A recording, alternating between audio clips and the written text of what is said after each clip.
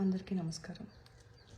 నా మీద false case పెట్టారు, ఫేక్ ఎలిగేషన్స్ పెట్టారు, పోలీసులు నా అగెన్స్ట్ ప్రొవోక్ చేశారు, మీడియాలో రాంగ్ న్యూస్ ఇచ్చారు, రిమాండ్లో లేకపోయినా రిమాండ్లో ఉంది, జైల్లో ఉంది అని రాంగ్ ఇన్ఫర్మేషన్ మీడియాకి ఇచ్చి మొత్తం నేషనల్ వైడ్ నన్ను అన్పాపులర్ చేశారు.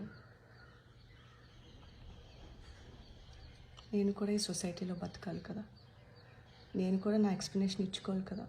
స్టార్ట్ చేసిందంతా మీరే. బయటకు వచ్చి నిజాలు చెప్తుంటే ఏవేవో కేసులు పెట్టి మళ్ళీ నోరు నొక్కేస్తున్నారు. సూసైడ్ చేసుకొని చచ్చిపోదాం అనుకుంటే మా హస్బెండ్ లేదు, ఫైట్ బ్యాక్ చేద్దాం అని చెప్పారు. ఎంత పెద్ద కేసు పెట్టారో దాన్నే ఫైట్ బ్యాక్ చేస్తున్నాను.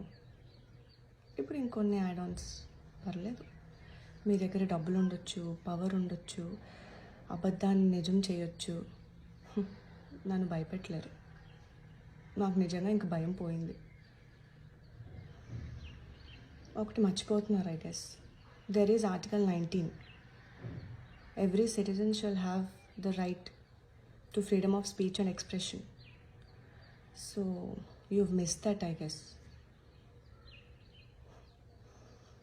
కానీ ఒకటైతే చెప్పగలను, thank you so much for making me famous national wide. I mean, నా రూపాయి కూడా ఖర్చు పెట్టుకోకుండా యూ మేడ్ మీ పాపులర్. ఒక చిన్న స్టోరీ చెప్తాం అనుకుంటున్నాను. సుశాంత్ సింగ్ రాజ్పూత్ ఉన్నారు, పిచ్చి అయిపోయారు, డ్రగ్స్ తీసేసుకున్నారు, సూసైడ్ చేసుకున్నారు అని ఏదో డిఫరెంట్ స్టోరీ చెప్పారు. But reality is something different.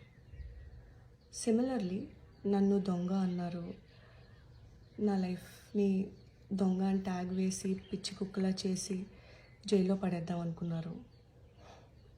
మాకు ఫ్యామిలీ ఉంది, నేను నా రియాలిటీ, నా నిజం చెప్పుకోవాలి. మీరే అన్నీ చేసేసి, మీరే అన్నీ స్టార్ట్ చేసి, కోర్టులో కూడా ఇంకా ఏం ప్రూవ్ అవ్వకుండా ఏవేవో న్యూస్లు ఇచ్చేసి నా లైఫ్ని పాడు చేద్దాం, నా కెరియర్ డిస్ట్రాయ్ చేద్దాం అన్నీ మీరు చేశారు. నేను జస్ట్ నా ఎక్స్ప్లెనేషన్, రియల్ స్టోరీ చెప్తున్నాను అంతే. జైల్లో పెట్టేద్దాం అనుకున్నారు, అవ్వలేదు. God has different plans. ఇప్పుడు నేను ముందుకు వచ్చి నిజాలు మాట్లాడుతున్నాను. ఇక్కడి వరకు ఆ దేవుడే తీసుకొచ్చారు, ఇకపై కూడా ఆ దేవుడే ముందుకు తీసుకెళ్తారు. Like I said, I will fight till my last breath. Thank you.